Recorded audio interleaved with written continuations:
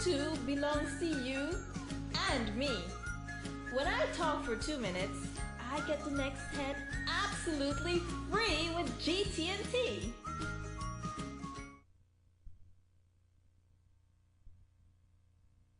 Program which looks at issues of interest to you.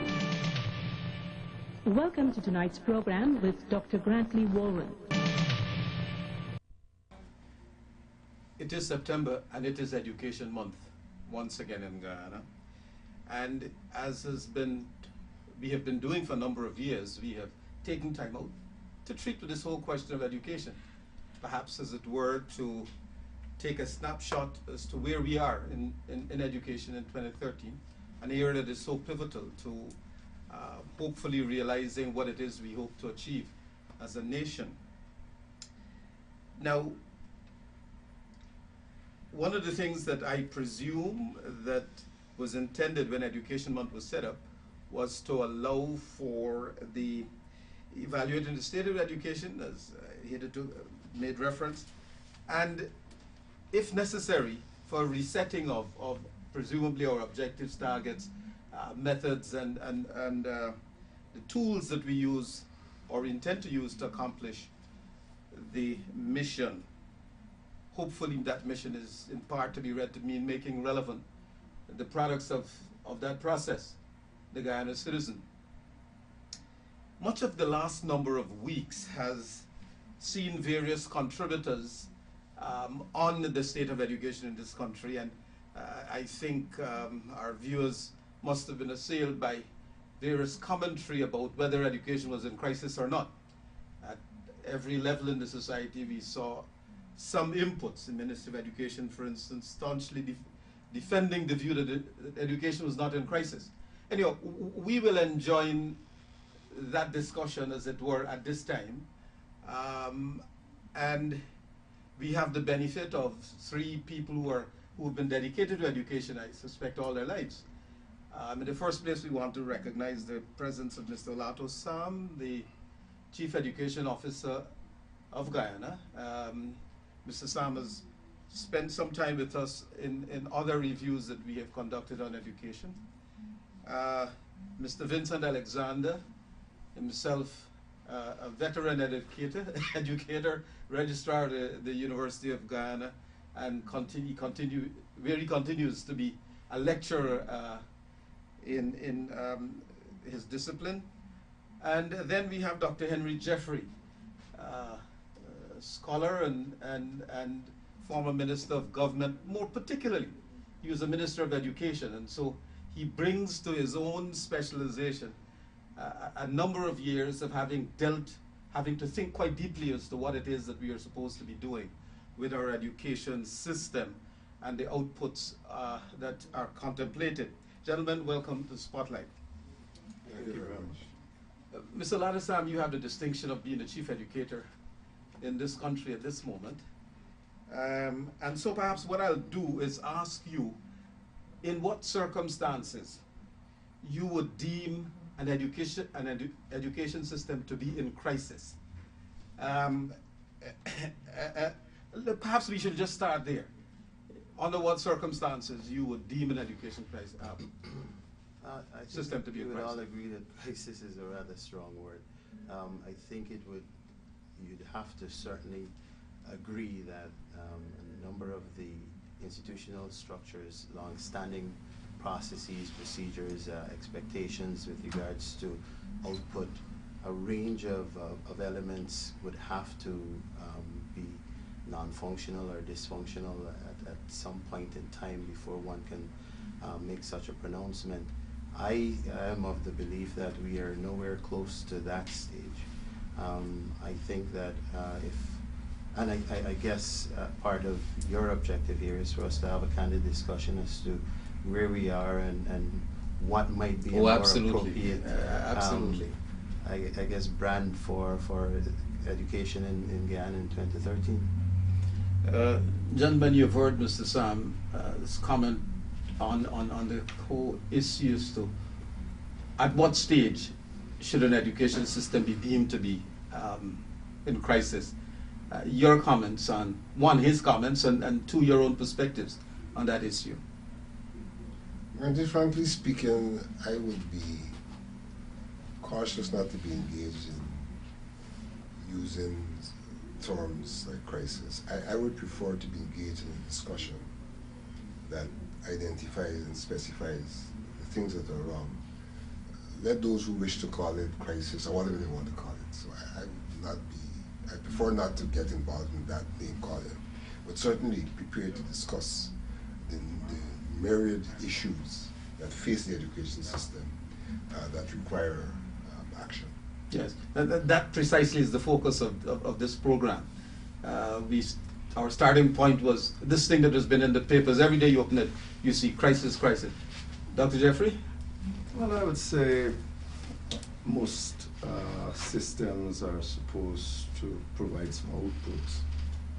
And if you have negative radical change in the output of a system over a consistent period, a reasonable period of time, you might well consider that that system is in some kind of a trouble, whether or not you call it crisis or in difficulty or whatever. But certainly it would suggest that something is happening there negatively.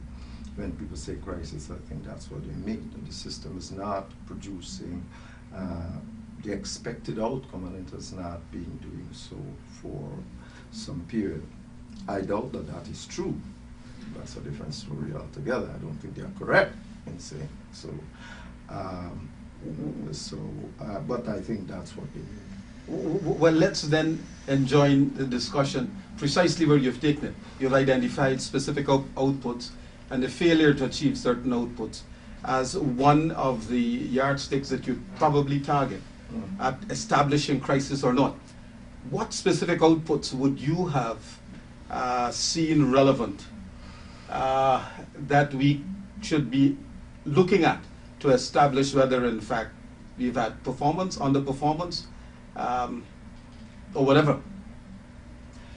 Well, for me, I mean, the education system, it has a number of major and secondary outputs, but I think this whole discourse started around exams. Yes, precisely. And that people are saying that, and the specific exams, as a matter of fact, it's people are saying that the output from English and math are unacceptable and disastrous. Words like that people are using, and it is there that they go to lay this claim. So that would be the specific output, the exam output that I think that we should consider here, because you have a lot of input and output. You have teacher training, it has outputs, maybe you are training more teachers and all of that. But that is not what has actually been driving this course. I think it has been the recent exam, particularly the CXE exams. Yeah, I tell you what, we'll probably start there, and perhaps we should, though in fact we have to examine some other specific areas that contribute towards the goal setting as one views the system. But is it a sense of misplaced priorities when we encourage students to write 20 subjects at CSEC, albeit, and of course, Spotlight joins the rest of the country in congratulating those students for the exceptionality that they demonstrate. But in a certain sense, part of the discussion that I've heard says that, are we celebrating only and recognizing only exceptionality, or should there be a larger objective that treats with a larger group of bodies? Vincent, you want to start? Well, I don't know that the number of subjects these students are getting these days could be referred to as exceptionality. Insofar as I see the results, there are so many young people with 10 and 12 and 13. It's a fairly large number. So 18 ones. That might be. Those are the ones that I first started to talk about when I would say 10 to subjects. The norm itself now is much greater than it used to be in the past. my concern is, therefore, is twofold. One, you have this good number of people who are getting these subjects, but what percentage of the population do they represent? And therefore, for me, the greater question is, what is the system producing in terms of output, viz. the population that it should be servicing? And I don't think there's a tendency for us not to deal very much in statistics of this matter. And therefore, we just say these are the results and so many people got this, and we don't say in relation to a population of so many, and so many have not been able to get exposure to secondary education and things like that. So that's one aspect of my concern. The second aspect of my concern is that, notwithstanding the number of subjects, I am not sure if one examines the output, the individuals and their competencies and their skills, that one could really lay claim to a system that is educating. And I always make a differentiation between people who are being certified and are said to be qualified and people who are educated. And I think if at all the system is failing us, and I wouldn't restrict this to Guyana, it is failing us insofar as I don't see the functionality in these people that one would expect of people who are being educated. I have to deal with these people at the level of the university. And I'm more on the administration side, a bit on the academic side as well. And when you see the level of dysfunctionality of these young people, in simple things like dealing with applications and registration and things like that, you wonder what's the meaning of all of these subjects that they purport to have. So that we have a serious problem, the system for me, not impacting on the development of competencies and skills in the way in which one would wish the system to do so. The third thing I want to say is that for me, an education system, in terms of its output, should really be producing a human resource for a country. And I go back to this question of skills and competencies and all of that. And I'm not sure that is what is happening. Because in addition to the skills and competencies, you talk about the values, the whole outlook to life, the whole ability to use one's knowledge to deal with life situations, critical thinkers, people who uphold certain values. And I'm not sure that that is happening in our system. I think that there's too much concentration on passing subjects and getting a large number of subjects, and that you don't have a holistic development of the individual taking place in the school system. And I think that is largely where the problem is. We are not educating. Good. We're certifying. Vincent, well, after you've heard Vincent, Right. certification versus educating, making functionally relevant the products of the system. Your comment? Well, certainly there is a lot of merit in the expectation that one would produce individuals emerging from the system who are competent. I think also the concern that has been noted and from many individuals in relation to the number of subjects and this drive to have young people write more than 10, 12, 14 subjects. It really does not help in addressing some of our core issues. I think if anything, it puts many of our young people well, sets them up for failure and puts a lot of pressure on them at a very early age. When you really view that within the context that you don't need technically more than 8 subjects to really find yourself in any academic sphere moving beyond the secondary level. With 8 solid subjects, and we've said this time and again, in this day and age with the 4 core subjects, mathematics, English, science, and social studies, one then has the latitude to then pick some area, other area of specialization, whether it's technical field, business subjects. Add to that maybe foreign language and ICT or some other kind of enrichment experience one would like, and you would get to about 8 or 9 subjects, which would be more than sufficient to get into any university in the world.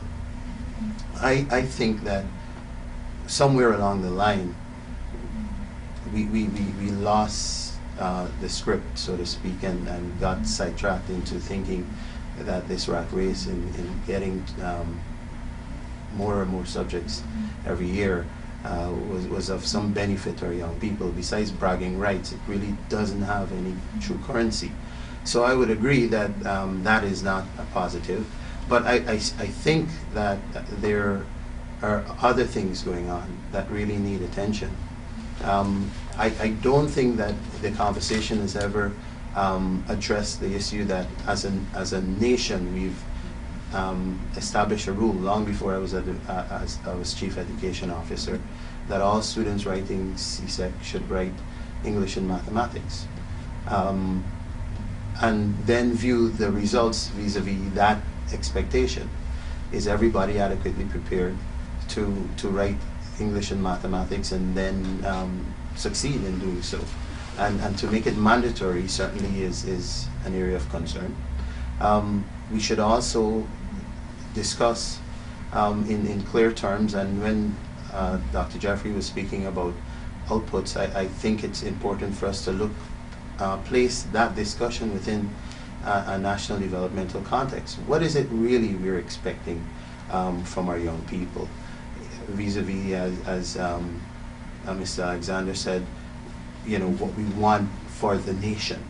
Do we want them all to be able to go on to university? Do we want them to be adequately skilled and prepared so that they have some technical knowledge in some area? Do we want them to be prepared at the secondary level for a percentage of them to go into the workforce? And if we're clear about some of those things that are never adequately, in my opinion, discussed in a public sphere, and have these issues ventilated.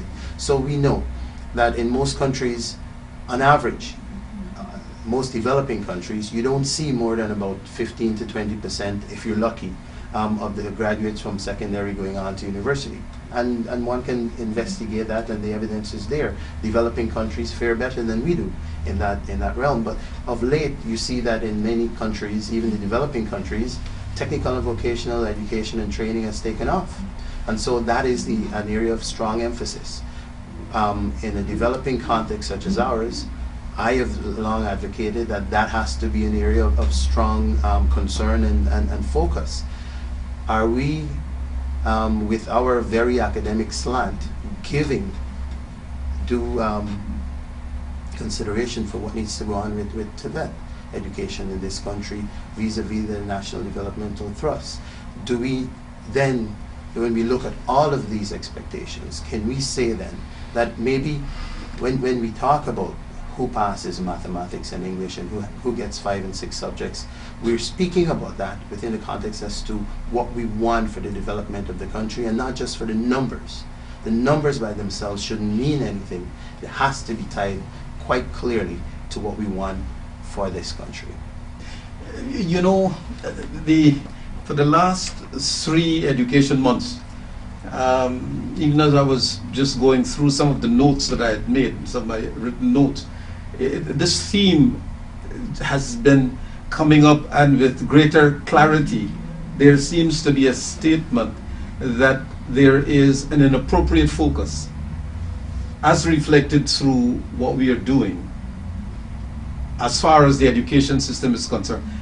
Now, I'm going to ask Henry to comment on this, because he manned this, well, had the responsibility for general policy formulation in education for a while, and superintend over its presence. And I'd ask Henry to also comment on the fact that if I hear correctly, what Olato is saying, you may want to reflect on whether we are in fact seeing that. Well, basically saying that we have some deficiencies and that the focus may not be appropriate. How do we re-register this? There are three things that I've asked you to start commenting on. Yeah. Well, first, let me say, let me just mention this thing about all these subjects that people are doing. In some jurisdictions, such as Jamaica, etc., you can do more than 10 subjects. I am told that at Mays now you can only do 10 subjects. You can do more if you pay for the extra. But when you register as a student, you do 10 subjects. And I do believe that in our education system such as ours, with the sort of resources we have, we need to focus. We need to take the resources and focus on whatsoever it is that we want to do, rather than spreading it out over all these numerous subjects. So I think that we need seriously to sit and think about that. Vincent mentioned that perhaps we are not educating people and that we are just certifying them. And that's been a perennial discourse. And no matter where you go, people are always saying that. It's a very amorphous kind of discourse, because by what criteria, what are you using? And he's saying he feels that way, maybe I feel that way. But what you're using to determine that the people aren't being educated rather than certified and all of that. You need to have some clear sort of criteria for us to do that. Because, as I said, it's and he admits that it's almost a universal kind of discourse. Insofar as the education system is not geared in the proper direction, I believe that is so. Not because I do not think that most children can pass English and maths. I think that what takes place in the private school demonstrates quite clearly that these children, and I'm not talking about QC, I'm talking about private schools. When we did the analysis, when I was at the Ministry of Education, we find that in terms of the Caribbean average, the good private schools like Mays, School of the Nation, mine, were beating that all the time in terms of averages. They were getting pass rates in English at 75%, maths 40, 50%. And these are not students that are particularly bright, as a matter of fact. They are not like the students at QC where you'll say, you take the brightest and put them there. Some of these people actually did not get the school they would like, the parents would like, and so they send them private. Not all, but many of them are like that. Some of them are scholarship from poor families and all of that. Of course, you have to look at how you look at the statistics, because some of these schools, some of them, if they behave in a fashion that will eliminate those who think they will fail long before the exam. So when you talk about a percent, they've already eliminated some of those who they believe will not make that cut. And the private and the public schools, they don't have that opportunity. So I believe that with the proper resources, this school can do it. And that's why I said, given the resources at Guyana's disposal, I don't think the system is doing that bad. Mr. Sam can tell us, but my understanding is that from the numbers I've looked at is that we are, the average spending in primary is about $350 US a year. No, that's one term in a private school, and that, and in places like Barbados, I think it's about $1,200. No, you have got to take that into consideration. These kinds of results follow input. You make a certain input and the results are following. You can't expect to build a castle with a penny. you know, you have to recognize that as a difficulty. So, I think we have resource shortages of all forms as a result of that. But I also believe the system should have alternative pathways. I think, as Mr. Sam said, and I had written and presented a paper to the Minister of Education of CARICOM on this matter, that very early on in the system, I'll say just as you're entering secondary year, there should be alternative pathways that allow you not only to go in the academic stream, but to go in the TVET stream. So that maybe in the first years you can even do both, you know. TVET, that for the benefit technical vocational. Okay. And today we have the Caribbean Vocational Qualification, which, if you go to grade level 1, which is not very difficult, gives you a certificate at level 1, a certificate that is useful and recognized internationally as the Caribbean Vocational Qualification. So even if you drop out at 14, I hope you don't, but even if that occurs, you want to have level 1 or level 2 TVET in some subjects that you can go and find employment. Secondly, fifthly, I think that we are leaving out something here, and it's something we tend to not remember. That for the couple of decades, well, half of the children we send to exams leave these exams with nothing, and they're on the streets. The question for the education system: what are you going to do with these people? Some of them are relatively, they're adults certainly, but you know, in their 30s and all of that.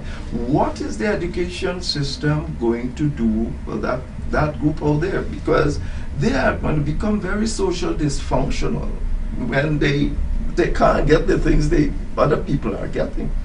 So it is a responsibility of the state to try to do something. We had tried to introduce what we call Skills for Life, which we had argued that you should have TVET in most of the secondary schools, but in the evening you will use the equipment and the teachers and all of that to teach the community, those in the community that want to get the same vocational qualification.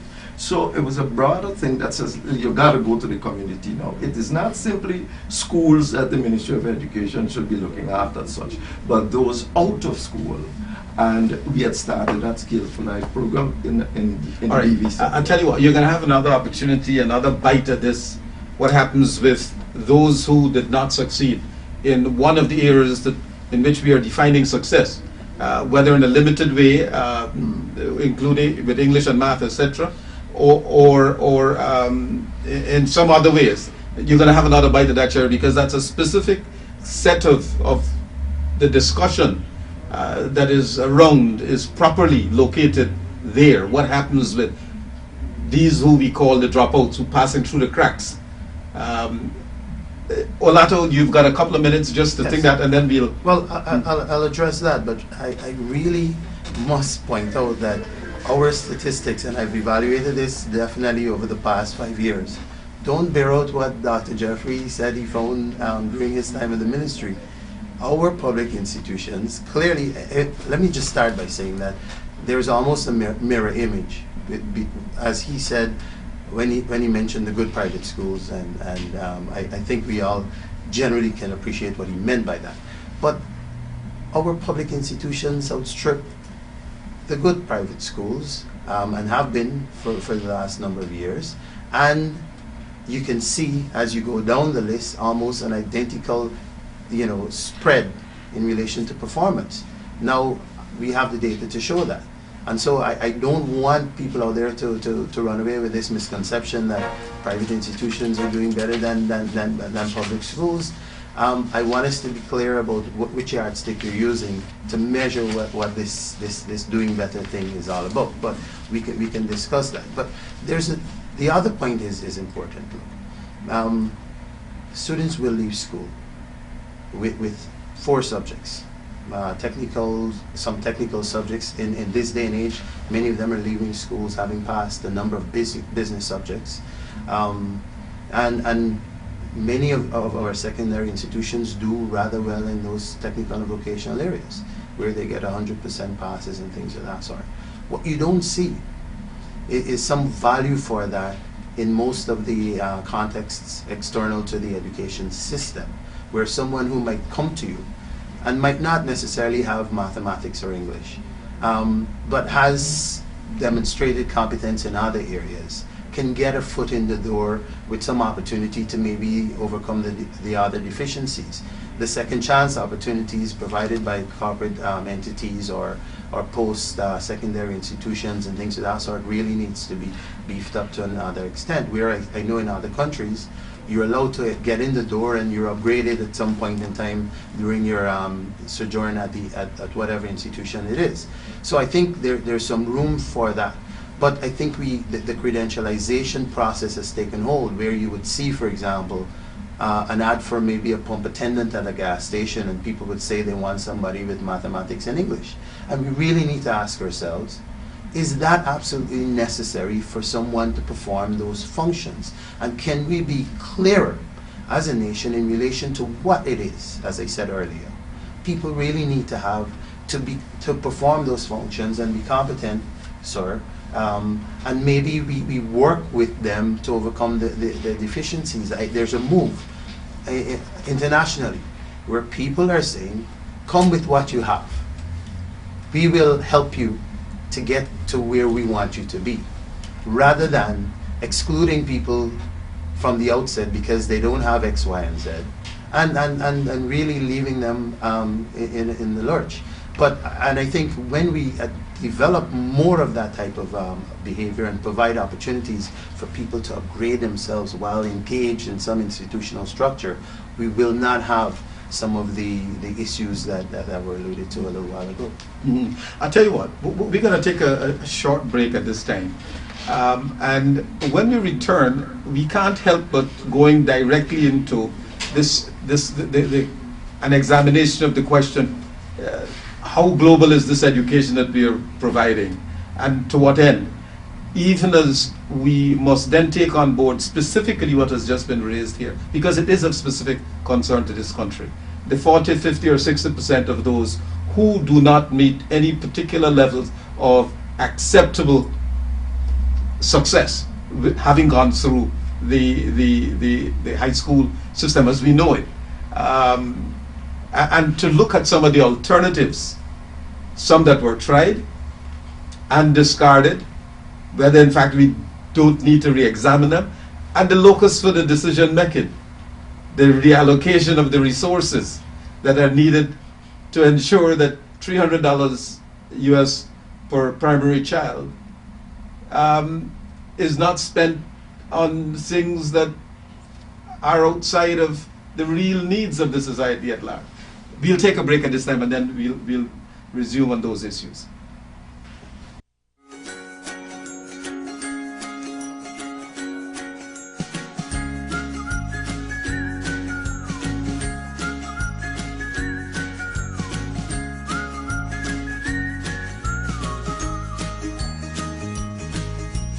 After two belongs to you and me.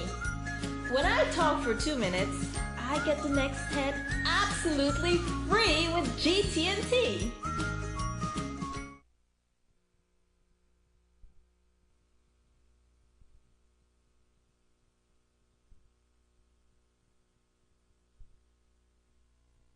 At the end of the last segment, we had come to the point where the issues of resource allocation to meet specific objectives of the education system came in for specific mention.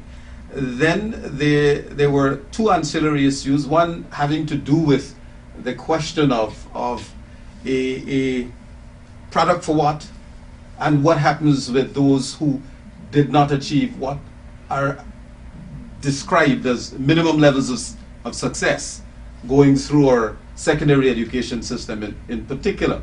I suspect that there are some other things. Vincent, you haven't had a chance to jump in on this. Sam Olato started to talk about questions of, and Henry for that matter, on some approaches to dealing with that very large group, which all three of you have recognized, just do not meet the minimum levels of achievement. And let's pick it up from there and see where this will take us. Whilst I agree that resource allocation is important, because there are certain subjects, particularly the science subjects and so, you require basic infrastructure to make it possible. I think that one can sometimes place so much emphasis on the question of resource vis-a-vis some other things, of resources vis-a-vis some other things. There is the old argument that, you know, it's not the building that makes the child successful. You can teach children on the mango tree, but if you do the right things, you can get good results. And so I think that what is important is the commitment of the children. They themselves must value education, and the commitment of the teachers to educate them. And once you have those two commitments, I think you can optimize the use of your resources. And one of my concerns would be the commitment of children at large to education, which is not necessarily a problem of the education system per se, but a problem of the wider society and the values that are out there. And based on those values, the way in which children are distracted from education. I don't think we could have the discourse without looking at that. And also the question of the commitment of those who are educating, the teachers, to the process. Because I think that education has to be delivered bearing in mind the national situation. And one has to be able to respond to that. And I'm not quite sure that we have particularly been able to respond to that. The state of the family. Is there a role for education that is more than traditional, given the state of the family, the state of the community? And when we're looking, Guyana, and this talk about all of the schools producing at the same level, though I don't have the stats, from the results I see, I sense a shift, not from school to school, but from community to community. That some communities are now outperforming other communities, and therefore, why is that happening? Is there something in the system at the level of the commitment of those who are being educated and those who are delivering education that is impacting on the way in which some communities seem to be more successful? Is the resource distribution sufficient? Is it being equalized in the communities? Is there a need for it not to be equalized and for some communities to have more than others? So I think that the whole question of the success of the education system has also to be taken in that wider societal context. And I don't see the conversation going there very often. That's not at all a part of the conversation. I think we have to enjoy the conversation at that level as well. But I want to make another comment that's going to be a little controversial in relation to the number of subjects that students do. I agree with Olato's comment earlier about the core subjects. My own view is really at the end of primary school, one should be able to have a literate person at the end of primary school. And notwithstanding the comments made earlier about things of the past, I sense in the past when someone left primary school, at least those who were exposed to primary school, that they left functionally literate, both in terms of numeracy, literacy, they were functional. And that we have now people leaving the primary school who are not necessarily that functional, and therefore we have to review that as well. Getting back to the contextual aspect, is our education system preparing a person for the kind of development and transformation that is necessary in Guyana? Is our education system ensuring that people are sufficiently tolerant, are appreciative of each other at the individual and at the community, at the ethnic level? Because those are all things which are important for ensuring that you have a society that is cohesive. And so, separate apart from these academic subjects which we seem to focus on, how does the education system contribute to the development of the personality that is required in the society if you're going to have a society where people can work together collectively to deal with societal problems whilst they meet at the same time their own needs? And I think these are the areas in which the system, in my mind, is dysfunctional. For me, a school must be a sample of what you want a community to be, both in terms of the infrastructure of the school, in terms of the environment of the school, in terms of the management of the school, in terms of what's taught in the school. That school must represent for those young people the society in which they want to be. So they leave the school and go into the wider society, taking the attributes of the school into the wider society and infecting the wider society. So and I think these are some fundamental areas that are missing. And if people are to inculcate these values, even with lower levels of academic achievement, you can have more commitment to societal development, to work, to interaction with others in a very civic way. And society in that regard can forge ahead. Now, the secondary school, coming back to my core subject issue, I really personally think that coming out of secondary school, one should be responsive using the core subjects. English, I would include literature, history, I think we can say history, social studies, mathematics, the science subjects, the chem and the bio and the physics, and so somewhere around there, about 8 to 9 subjects. I feel that almost every child, to be functional and to be knowledgeable in a knowledge world, needs an exposure to those subjects up to the level of what we call CSEC. For me, imposing POB and POA and those things, obviously, that's in another age. I don't even know what principles of business. I see. Like that. Yes. Which may be seen as some kind of skill, competencies kind of stuff. To me, those are common sense things. And if people are up to speed in the core subjects, they can go into the environment and easily acquire those skills. Suffice to say that there's a problem too in terms of the learning process. I don't know that our private sector is a very accommodating private sector to continue education. Our private sector wants the product ready. So probably that's where the POA and the POB comes in. Right. I don't think they are very disposed to be a part of the education process, the continuous learning. They want the product ready, and so they're imposing certain demands on the system.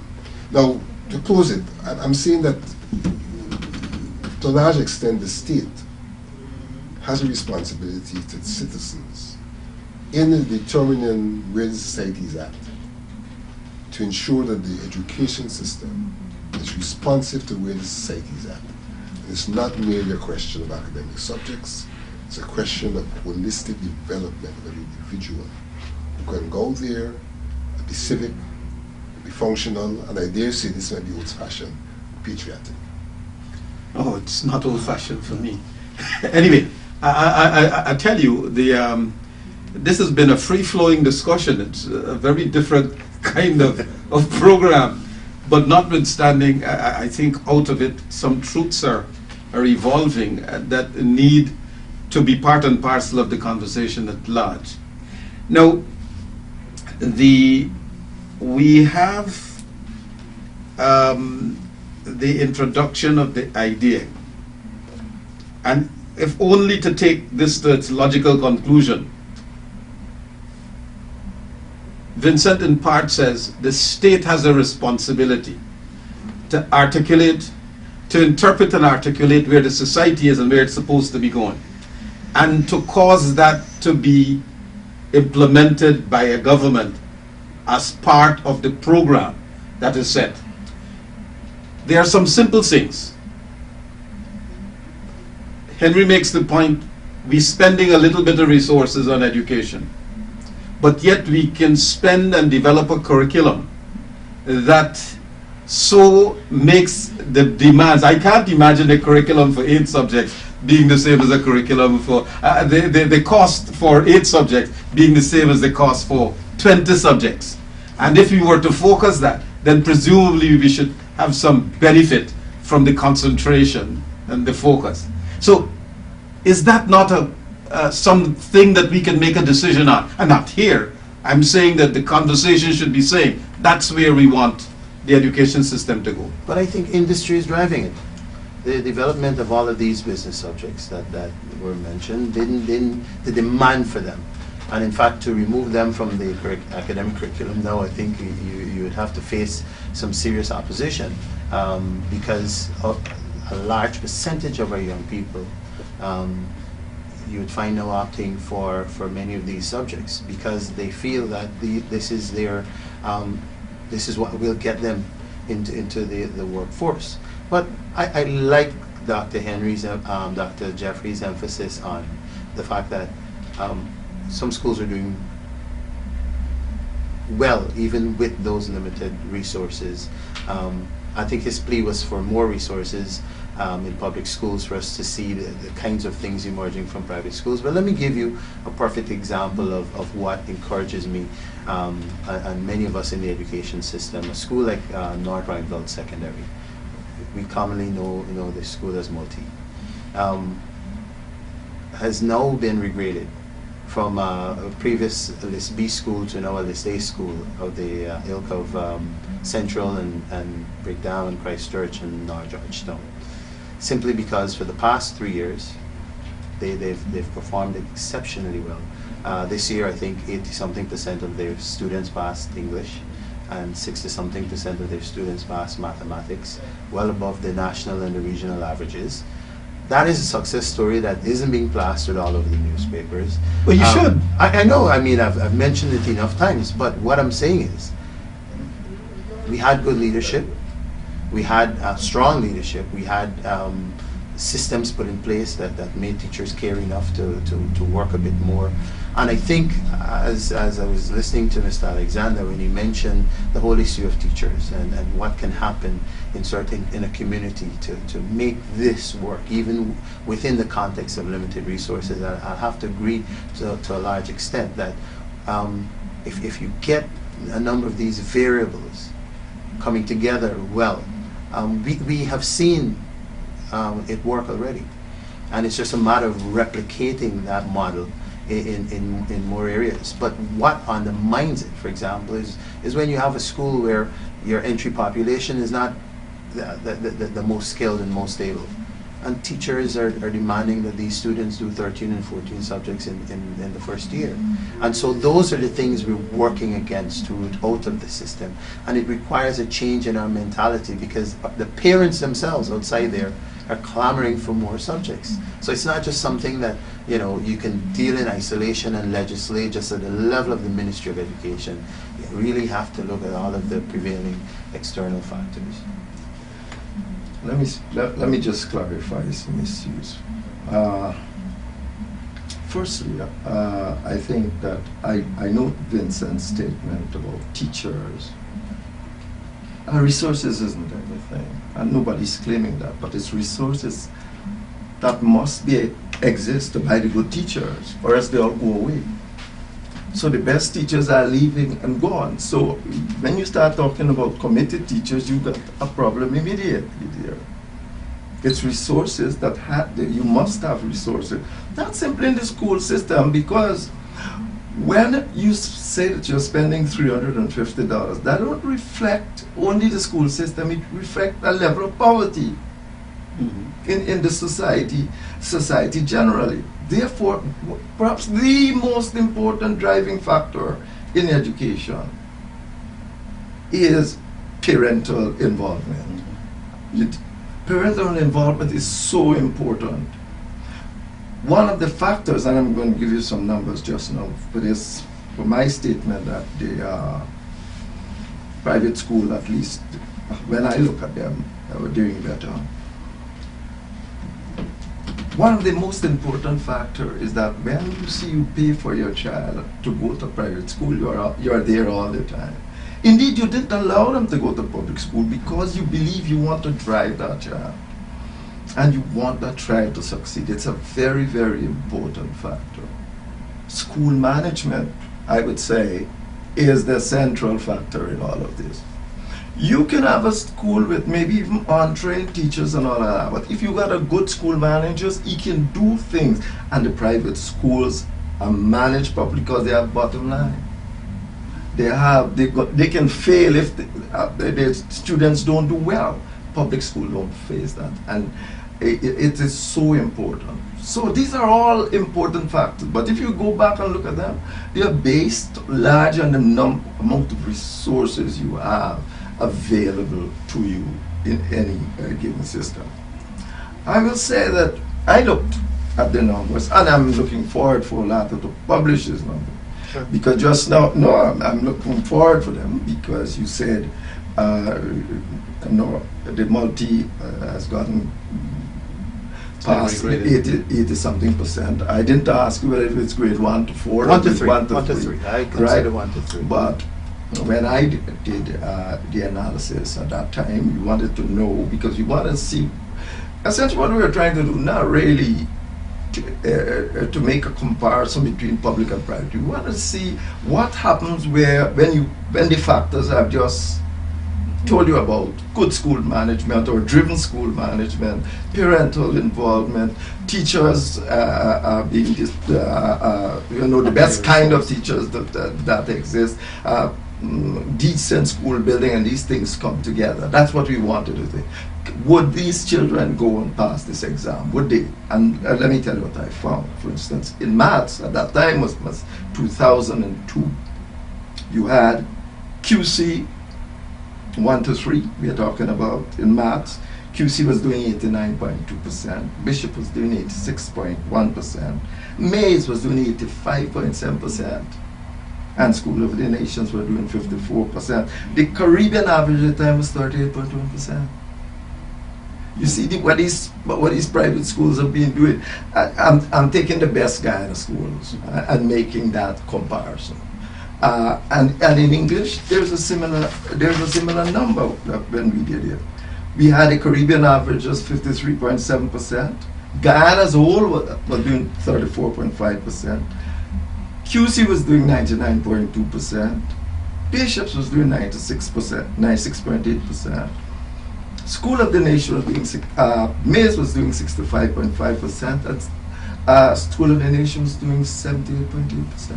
Yes. Now, what they demonstrated to us that most of these kids could indeed go and pass this thing if things are properly organized and you have the resource there to do it. Now, you don't have the resource is not available now for you to do that kind of thing, and the result is you have to devise a strategy and a plan to deal with the resources you have. And so that is precisely what we have set out to do. I tell you, just before you come in, Vincent, I think I owe it to our audience to recall quite pleasantly a discourse that we had last year with some head teachers from the same multilateral school now called, it's the multilateral secondary, Queen's Bishops. We had a rep from Bishops and another one from Queen's College. And it was clear these were exceptional from the standpoint of the national average as far as mathematics and English were concerned. And one of the things, one of the abstractions that came out there, I think almost in unison, those heads were saying, look, if you're not in control of the school, then it's going. I just thought I'd say that to reinforce the point you're making, Henry, that management of the school system is paramount. Yes, Vincent, I want to make 2 points. I think Henry himself made the point that even where you don't have the best teachers, if you have good management, good structures, then you can get good results.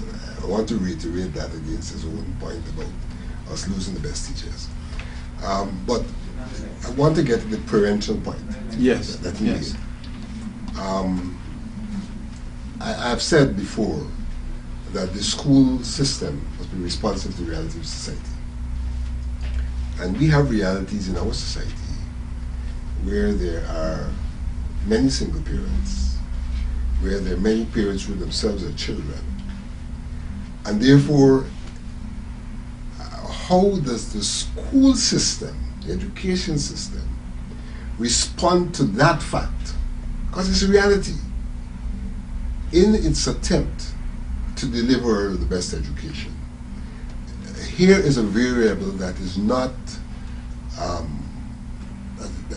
that could be the one that's in crisis, the involvement of the parent. And you're not going to take your thing overnight and get different involvement because of the issues of the state of the family. And this may be disaggregated. And I come back to the community issue I talked about earlier. This may be disaggregated because of the fact that many of the parents are themselves undereducated, themselves children. Is there any way in which the state, in recognition of that reality, can help to fashion the system to respond? There's talk about parent education, for example, but I don't know that that alone would work. So that I'm saying the education system has to be related to the social context within which the school exists, so that it can deal with some of these things, which sometimes we say should be taken as givens, and they're not givens. Yeah, Olato, you want to just and I agree that one plays off the other, and you have to deal with the contextual elements. But I don't want my previous comments to sound as though I don't value what's going on in private schools. I do. I think at the Ministry of Education, we are happy about our students achieving as a nation, and not necessarily the private-public discourse. And oftentimes I say you're almost comparing apples to oranges, because the factors at play. The fact that many of our private schools can skim, they can pick and choose who they want, and have entrance assessments and things of that sort. And as Dr. Jeffrey said, if a student does not perform up to par, you're asked to leave. Things of that sort. It almost makes it not at a level playing field to really compare. But at the same time, you do want to be able to learn from both dimensions of the system, and in an effort to move the whole education system. I tell you, forward. In the first place, let me just correct myself. The 3 schools, the heads that we had, they were from Bishops, Annandale, and the North Ruckville Multilateral. That were doing quite well, and it's good to see that they have since done so again. I tell you what, we didn't get a chance to even touch on tertiary education. If you could say in a couple of sentences, is the Ministry of Education happy with what is happening at the University of Ghana? Is it producing the output that you deem appropriate? Well, of course, we don't have, from my level, I don't have any influence whatsoever with regards to what happens at universities run by the council. And the universities are almost seen as the big brother of the secondary and post-secondary system. So I wouldn't be in a place to comment on that, but I'm sure my elder public servants here can give a better comment than I could. Why don't we throw it, look. Well, if I were to give a general comment. Sure. There is really no policy in this country in tertiary education. They're platitudes. There's no policy. Henry? You had a strategic plan at the university. So I assume that if you have strategic plan, you have to be rooted in something. But that's for the university, maybe not in terms of tertiary education as a whole. No, I mean, it would be absurd to say that what's happening at the primary level is not kosher, and then to think what's happening at the tertiary will be. I mean, it can't be. I mean, indeed, if you had resources, that's the place to put them. At the school level, primary, secondary, that would be the place to put your resources if you were really short of resources. And only do tertiary education with what remains, and in a cost-effective way, and cost sharing with those who are going to the university and things like that. So it's not going to happen. We're not going to have a primary and secondary system that's no good, and we end up with a tertiary one that's so better. Well, I tell you, those will in fact be the last words on this issue of Spotlight on education in 2013. Obviously, this is an area that would occupy us for a very, very long time. Each subject area that has been identified themselves being areas for a clear conversation, because each year, each day, we are in contact with the success or failure of the education system. On the one hand, we talk about citizens who are failing in citizenship, in the requirements of citizenship. They're not aware, they don't participate, they don't believe that they have a responsibility to an entity and their brothers, the social cohesion that is necessary, all of which at the end of the day we feel has got to be engineered in a certain sense with the intervention of the education system being the medium for creating this kind of person. Are we creating literate people to man our system, to turn our valves and the rest of it? Can we have people coming out of school after primary education, but whatever sets of reasons, aptitude notwithstanding and all of that sort, can we make them products that would opt for a life of work and effort as opposed to the attractions of the other things that Vincent talked about, where the very relevance of an education is being questioned. The state of our families absorbing and taking the fullest responsibility for ensuring that what comes out of the school is well supported by what is done at home. I think that at the other level, at the institutional level of finally organizing to produce all of this, operating in an area of scarcity, obviously we've got to do a better job of allocation of resources so that the achievement of even some minimum requirements can be met. Obviously, we're not going to exhaust these issues, but your audience, our viewers, could take it as points for the next sets of discussions among yourselves, whether in the bars or at homes.